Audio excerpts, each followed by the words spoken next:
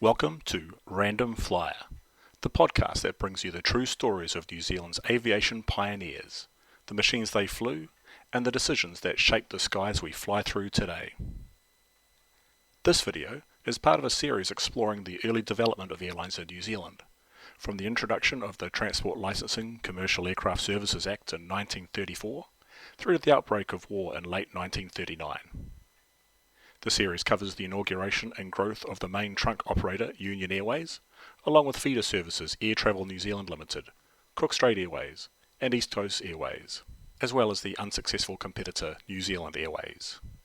There are 5 videos in total, so keep an eye out to uncover other stories about the airline pioneers. Today we explore the fascinating journey of New Zealand's East Coast Airways. The company, born out of necessity and pioneering spirit, became a crucial link between Napier and Gisborne. They overcame numerous challenges to create the first regular air service on the Gisborne-Napier route. Up until the 1930s, Gisborne was still largely isolated. Without a railway connection, the journey from Napier took a grueling 7 hours by car, and while early aviation efforts like Dominion Airways and Gisborne Air Transport tried to fill the gap, they were hampered by the limitations of single-engine aircraft. By late 1932, Gisborne Air Transport's DeSutter aircraft was sold to the Hawke's Bay and East Coast Aero Club, marking the end of regular air service between the two towns. But a new company, East Coast Airways, was about to change that. Formed by a group of aviation enthusiasts led by Wing Commander S. Grant Dalton, this company aimed to establish a modern air service between Gisborne and Napier using the latest aircraft. Their mission was clear: reduce the travel time between these two towns from 7 hours to just 1. On June 4, 1934, East Coast Airways announced its plans. The company proposed its service with the de Havilland DH.84 Dragon or DH.89 Dragon Rapide, both twin-engine biplanes known for their reliability and efficiency. These planes would carry 6 to 10 passengers and were equipped with powerful Gypsy Major and Gypsy 6 engines. The timetable was ambitious. Daily round trips between Gisborne and Napier to meet up with the train to Wellington, with additional evening services during the summer months. The company's strategy was straightforward: maintain a strict timetable to prove that regular air service was not only feasible, but also to promote a sense of regularity and reliability in the public's mind. East Coast Airways faced numerous challenges in its early days. Despite a promising start, securing enough capital was no easy feat. The company was asking for £15,000 to buy aircraft, spares, and to cover the operational costs. But the public's response was positive, with small investors from Gisborne and Napier showing interest. This early backing would become crucial for the company's future, and the company was fully subscribed by the end of November 1934. On 30th of November 1934, East Coast Airways was granted the first application for a commercial flying service under the Transport Licensing Act. It was for a service between Gisborne and Napier or Hastings, with de Havilland Dragon twin-engine planes, beating Bert Mercer's Air Travel New Zealand Limited by 2 weeks, although the latter would be in service ahead of East Coast Airways. The de Havilland Dragon was a larger twin-engine version of the de Havilland Foxmoth, the single-engine cabin biplane used by Air Travel. It featured a much larger plywood box fuselage. It used the same type of engine, and even had a similar outer wing sections to the Foxmoth.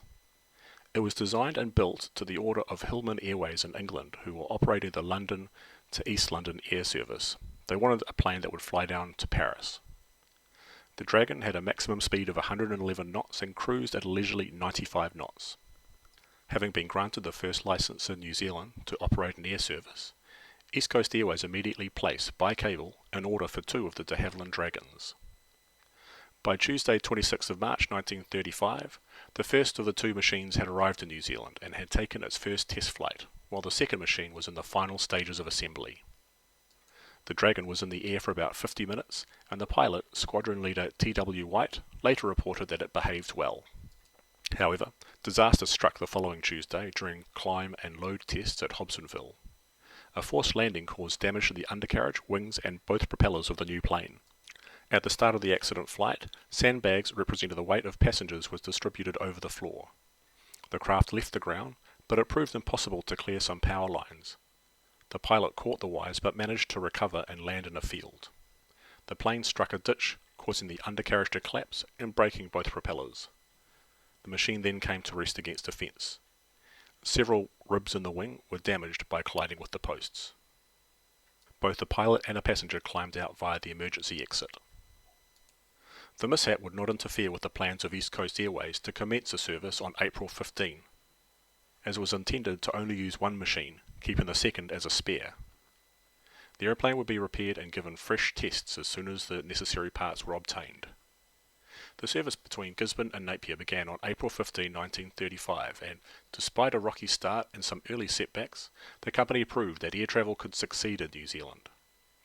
The weather didn't interfere as much as had anticipated, and the de Havilland Dragons, though new to New Zealand skies, performed exceptionally well.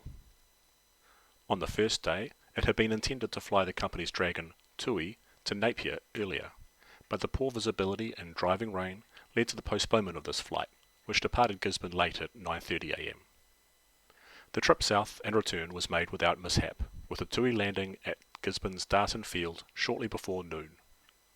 Aboard the Dragon, piloted by Squadron Leader T.W. White, were Acting Prime Minister the Honourable E.A. Ransom, General Sir Andrew Russell, and a Mr. Barry from Wellington.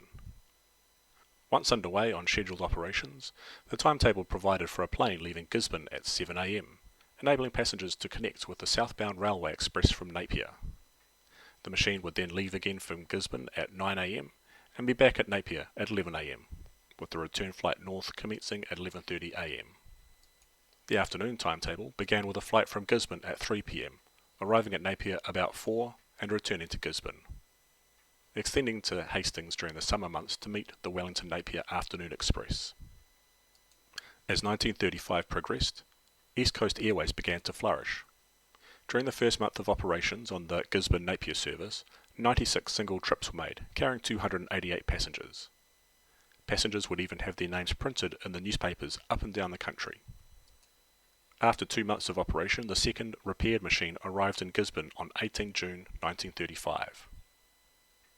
In addition to its regular Napier-Gisborne route, beginning in 1936, the airline began making occasional excursions to Palmerston North, offering a much-needed connection into the Union Airways of New Zealand network for passengers travelling across the country. However, business remained delicate, with financial stability always a concern.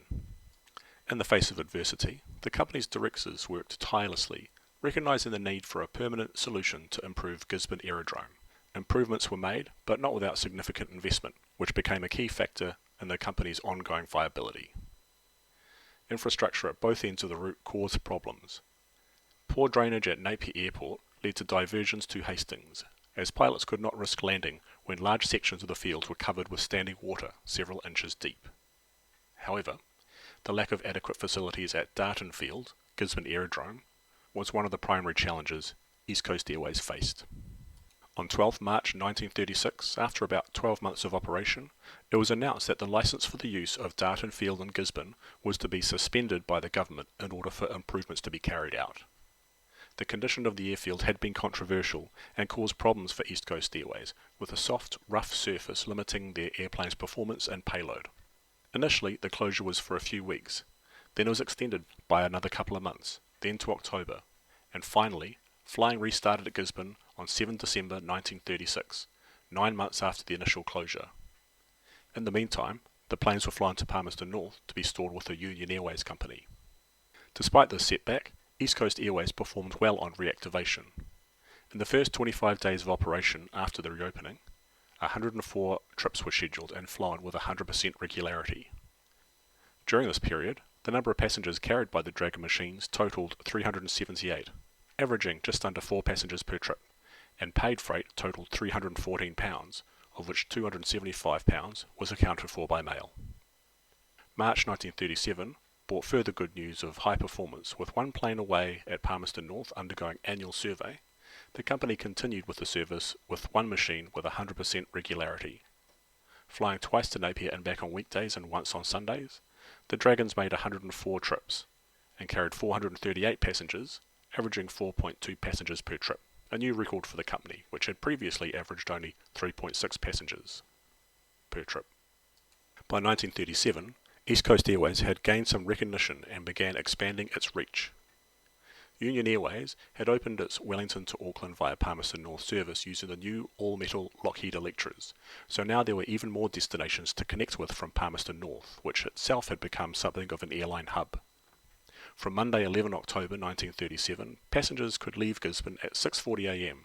and connect with the southbound plane from Auckland at Palmerston North, continuing on to Wellington, Christchurch and Dunedin. Passengers on the northbound plane would leave Dunedin at 8:15 a.m.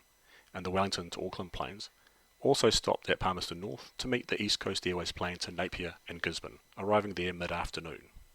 This new connection boosted East Coast Airways' schedule from 124 flights in October to 178 in November. It also meant a doubling of the amount of airmail carried by the airline. The news wasn't all good. In December 1937 it was reported that the airline had posted another loss of £2,199 for the year. This was to be expected. A proportion of the year had been lost because Darton Aerodrome was not serviceable. Additionally, because of the disruption, the company's machines were required to undergo 2 complete overhauls each, instead of the usual 1 required by regulations. The 9 months of enforced idleness had caused considerable deterioration of the machinery, leading to high overhaul expenses. The company was not immune to the pressures of aviation's harsh realities. The cost of operations was rising, and by 1938, Union Airways had gained a controlling stake in East Coast Airways, further signalling a shift towards consolidation in New Zealand's fledgling airline industry. In March 1938, the directors of East Coast Airways, acknowledging the need for more financial support, recommended that the company merge with Union Airways. This was a bittersweet moment for the airline pioneers, but it was also a necessary step for the long-term success of air travel in New Zealand.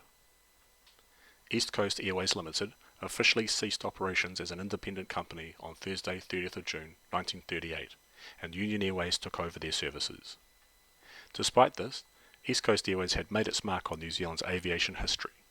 The company was the first to bring regular commercial flights to the east coast of the North Island, and its early struggles and triumphs paved the way for future developments in the country's aviation landscape.